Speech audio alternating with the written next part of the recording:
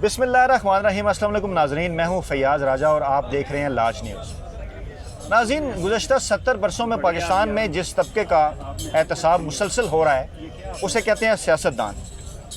तो यूँ पाकिस्तान के अंदर सियासतदान का एहतसाब तो पिछले 70 बरसों से जारी है, लेकिन मेरे ख़्याल में अब वक्त आ गया है कि पाकिस्तान की वो जो तमाम मुक़द्दस गाहें हैं उनको भी एहतसाब के कटहरे में लाया जाए।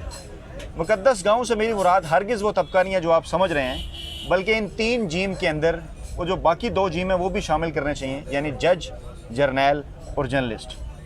नाज़रीन, गुज़श्ता 70 सालों से पाकिस्तान जिन मसाइल का शिकार है उन मसाइल में हिस्सा बकदर जुस्सा के मुहावरे को अगर समझा जाए तो जिसने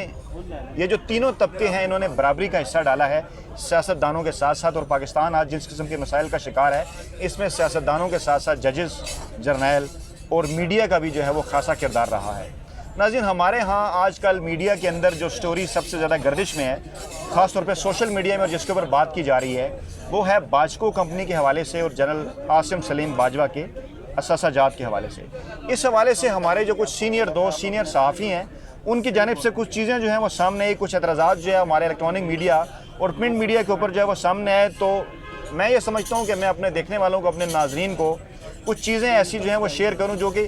कॉन्स्पिरेसी थ्योरीज़ के ऊपर मुश्तमिल ना हो, बल्कि कुछ हक़ाइक़ जो है वो आपके सामने रखे जाएँ। जो पहला बड़ा एतराज़ नाज़रीन हमारे मीडिया के दोस्तों की तरफ या हमारे साथियों की जानिब से जो सामने आया वो ये है कि जब पाकिस्तानी मीडिया के अंदर जो है वो पनामा स्कैंडल आया तो उस वक्त जो है वो इलेक्ट्रॉनिक मीडिया और प्रिंट मीडिया का क्या रिएक्शन था, हमारे न्यूज़ एंकर्स और हमारे कॉलमिस्ट का क्या रिएक्शन था, किस हद तक उस स्टोरीज़ के ऊपर जो है वो बात की गई प्रोग्रामों के अंदर, और किस हद तक जो है वो मज़ामीन लिखे गए और कालमों के अंदर इस तहरीर को जो है वो ज़ेर बहस लाया गया। और जो उनका दूसरा मौक़िफ़ है वो ये है नाज़रीन के ये जो बाजको ग्रुप के हवाले से जो स्टोरी एक वेबसाइट के ऊपर छपती है और इसके बाद जो है वो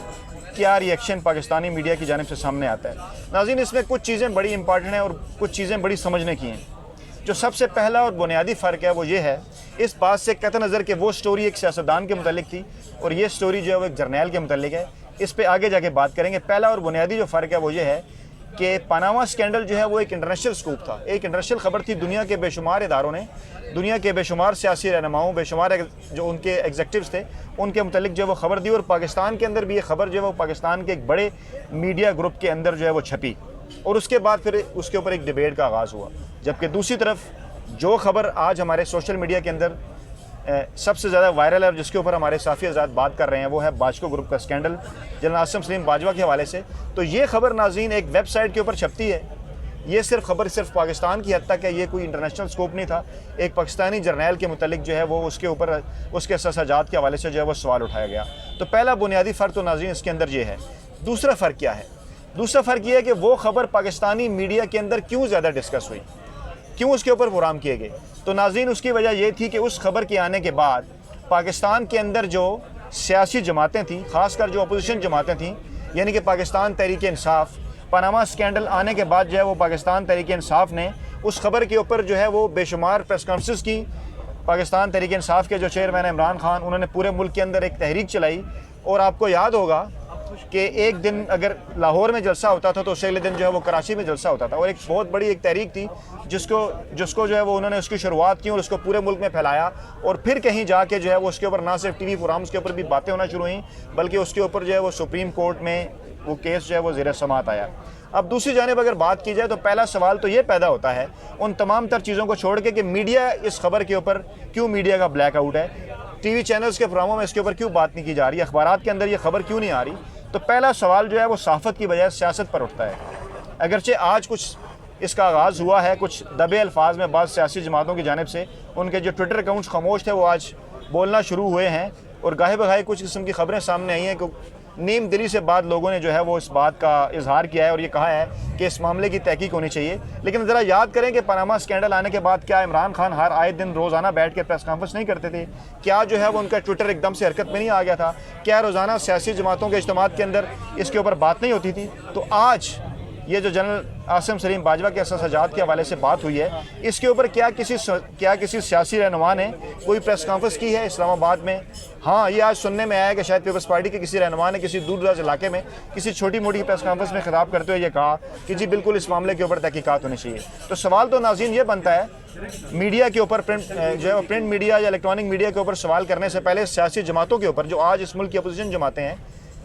पाकिस्तान मुस्लिम लीग नवाज़, वो क्यों कर सड़कों के ऊपर नहीं आ रही? पाकिस्तान मुस्लिम लीग नवाज़, उसके रहनुमा क्यों कर प्रेस कॉन्फ्रेंस नहीं कर रहे? अगर वो उसका कंपैरिजन पनामा स्कैंडल के साथ करते हैं, अगर उनका ये ख्याल है कि बाजको स्कैंडल भी उतना ही बड़ा स्कैंडल है जितना पनामा स्कैंडल था, तो इमरान खान तो इस तहरीक को सड़कों के ऊपर लेके आए। इमरान खान के इस तहरीक के सड़कों के ऊपर लाने के बाद लोग इस तहरीक के साथ जुड़ते गए। तो क्या ये आज की अपोजिशन जमात पाकिस्तान मुस्लिम लीग नवाज़ का और दीगर सियासी जमातों का क्या ये फ़र्ज़ नहीं बनता कि वो इसके ऊपर ना सिर्फ प्रेस कॉन्फ्रेंस करें बल्कि टीवी प्रोग्रामों में भी इसके ऊपर, जब वो इसके ऊपर प्रेस कॉन्फ्रेंस करेंगे, जब उनके ट्विटर अकाउंट जो खामोश पड़े हैं वो बोलना शुरू होंगे, तो फिर नाज़रीन उसके ऊपर बात भी होगी। जैसा कि जब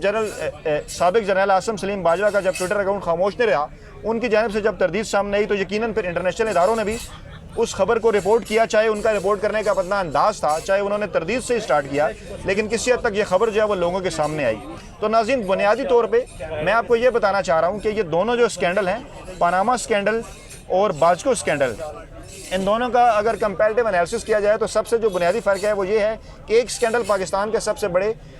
मीडिया ग्रुप के अंदर जो है वो सामने आता है और उसके ऊपर सियासतदान जो है ना सिर्फ प्रेस कॉन्फ्रेंस करते हैं बल्कि सड़कों पे आते हैं और तहरीक चलाते हैं। और दूसरी तरफ एक स्कैंडल जो है वो एक वेबसाइट जो कि कुछ अर्सा पहले बनी, मैं उस स्टोरी की डिटेल में नहीं जा रहा कि वो किस हद तक तहकीकाती स्टोरी है, सिर्फ मैं ये बात करना चाह रहा हूँ कि जो एतराज़ किया जा रहा है कि पाकिस्तानी मीडिया इसको क्यों डिस्कस नहीं कर रहा, जो हमारे सीनियर सहाफ़ी दोस्त इसके ऊपर उनके ट्विटर अकाउंट्स, और एक और दिलचस्प बात मैं आपको ये बताऊँ कि वही लोग जो कि कभी इमरान खान के मुतालिक ये कहा करते थे कि इमरान खान जो है वो सिर्फ़ और सिर्फ ट्विटर की सियासत करते हैं, आज ये कितना बड़ा अलमिया है कि आज उनकी सहाफ़त भी सिर्फ़ और सिर्फ जो है वो ट्विटर की मरहून मिन्नत रह गई है। तो एक तरफ तो वो इमरान खान को यह ताना देते थे कि स्कैंडल के आने के बाद और बाकी सारी चीज़ों के बाद कि इमरान खान जो कि पाकिस्तानी सियासत के असर खान है और वह सिर्फ पाकिस्तानी सियासत में सोशल मीडिया की सियासत करते हैं, आज जो है वो उनकी जो अपनी सहाफ़त है वो सिर्फ और सिर्फ जो है वो ट्विटर सहाफ़त बन के रह गई है। तो नाज़रीन, क्या मैं इस बात के अंदर गलत हूँ कि इमरान खान ने ना सिर्फ पनामा स्कैंडल ज़िंदा रखा बल्कि ना सिर्फ सड़कों के ऊपर तहरीक के ज़रिए बल्कि मीडिया में भी ज़िंदा रखा? आज कौन है जो इस बाजको स्कैंडल को अगर उतना ही बड़ा स्कैंडल गर्दानता है, और अगर बाजको स्कैंडल में उनके ख्याल में उतनी बड़ी करप्शन हुई है, तो क्यों इसके ऊपर पाकिस्तानी सियासतदान जो हैं, क्यों जो पाकिस्तान की पोलिटिकल पार्टीज़ हैं, वो उसके ऊपर बात नहीं कर पाई? दूसरा जो इंतहाई अहम तरीन नुक्ता ये है नाज़रीन, वो नुक्ता ये है कि एक वक्त में जब ये बात की जाती है, अगर कोई एतराज़ किया जाता है एक हल्के की जानिब से, नाज़रीन ये जो खबर सामने आई है इसमें दो एक्सट्रीम किस्म के अप्रोचेज़ हैं। एक अप्रोच वो है, एक हल्का वो है, एक तबका वो है जो ये समझता है कि शायद जर्नैलों के एहसासात के ऊपर बात करने वाले गद्दार हैं। दूसरा हल्का वो है जो ये समझता है कि पाकिस्तान की जो सारी फ़ौज है, जो सारे जर्नैल हैं, वो तमाम के तमाम करप्ट हैं और इन्होंने मुल्क को सियासतदानों से भी ज़्यादा लूट के खाया है। दोनों तरफ से एक इंतहा पसंदाना अप्रोच है, दोनों तरफ से बग़ैर हक़ाइक़ को सामने रख के जो बात की जा रही है। मेरा आपसे सवाल सिर्फ ये है कि अगर जब आपसे ये कहा जाता है कि जर्नैलों के ऊपर बात करने से फ़ौज का मोराल डाउन होता है, तो आपका जवाब उसका ये होता है कि हम सिर्फ जर्नैलों की करप्शन के हवाले से बात कर रहे हैं, हम आम फ़ौजी के हवाले से बात नहीं कर रहे। तो जर्नैलों के ऊपर बात करने से फ़ौज का मोराल डाउन नहीं होना चाहिए। नाज़रीन, मेरा सवाल ये है कि अगर जर्नैलों के ऊपर बात करने से फ़ौज का मोराल डाउन नहीं होता, तो मीर शिकुर रहमान की गिरफ़्तारी से मीडिया का मोराल क्यों डाउन हो जाता है? क्या ये एक बहुत बड़ा सवाल नहीं है? क्या आप ये नहीं समझते कि पाकिस्तानी इशराफिया, जिसके अंदर जर्नैल, जज, जर्नलिस्ट और मीडिया शामिल हैं, इस इशराफिया के अंदर वो तमाम टीवी चैनल्स के मालकान भी शामिल हैं जिन्होंने मुख्तलिफ ज़राए से माल बनाया? तो सवाल सिर्फ और सिर्फ एक है कि क्या अगर किसी टीवी चैनल के मालिक को गिरफ़्तार करने से आज़ादी सहाफ़त ख़तरे में पड़ जाती है, तो क्या आप दूसरी जानिब दूसरे तबके को ये मौका नहीं दे रहे कि जर्नैल की करप्शन के ऊपर जब आप बात करेंगे तो फ़ौज का मोराल भी डाउन हो जाएगा? इस नुक्ते को, इस पॉइंट को नाज़रीन आप समझिए और इसके ऊपर गौर कीजिए और हक़ाइक़ को इस पूरी खबर में से तलाश करने की कोशिश कीजिए। मैं एक मरतबा फिर अपनी बात दोहराता हूँ कि मैं बिल्कुल एहतसाब के हक़ में हूँ और पाकिस्तान के अंदर सिर्फ सियासतदानों नहीं बल्कि जर्नैलों का, जजेस का और जर्नलिस्ट का भी एहतसाब होना चाहिए। हम इस एहतसाब को सपोर्ट करते हैं, लेकिन उससे पहले हमारी ये ख्वाहिश है कि सियासी जमातें जो पाकिस्तान में जमहूरियत की मुहाफ़िज़ होती हैं, जो पाकिस्तान में इंतज़ामिया की मुहाफ़िज़ होती हैं, जो पाकिस्तानी निज़ाम को करप्शन से बचाने के लिए उनको एक किरदार अदा करना चाहिए, क्या इस मामले के ऊपर, इस बाजको स्कैंडल के ऊपर आप ये समझते हैं कि सियासी जमातों की जानिब से वही रिएक्शन सामने आया, सियासी जमातों का वही मौक़िफ़ था जो कि पनामा स्कैंडल के बाद उस वक्त की जो अपोजिशन की जमात थी पाकिस्तान तहरीक इंसाफ, उसका मौक़िफ़ था। और अगर आज पाकिस्तानी सियासी जमातों का वो मौक़िफ़ नहीं है तो फिर पाकिस्तानी सहाफ़ियों के ऊपर, पाकिस्तानी इलेक्ट्रॉनिक मीडिया के ऊपर और पाकिस्तानी प्रिंट मीडिया के ऊपर भी उनका ये एतराज़ नहीं बनता कि बाजको स्कैंडल सिर्फ सोशल मीडिया के ऊपर क्यों डिस्कस हो रहा है, इस पर टीवी चैनल के ऊपर प्रोग्राम क्यों नहीं हो रहे, या इसके ऊपर अखबारात ख़बरें क्यों नहीं कर रहे। नाज़रीन, लाज न्यूज़ की वीडियोज़ को लाइक कीजिए, लाज न्यूज़ को सब्सक्राइब कीजिए और हमारी वीडियोज़ को शेयर कीजिए और कमेंट्स में हमें राय दीजिए, फीडबैक, क्योंकि आपके कमेंट्स की रोशनी में हम अपनी जो मुस्तकबिल की वीडियो है वो तरतीब देंगे। अपना बहुत ख्याल रखिएगा। अल्लाह हाफ़िज़।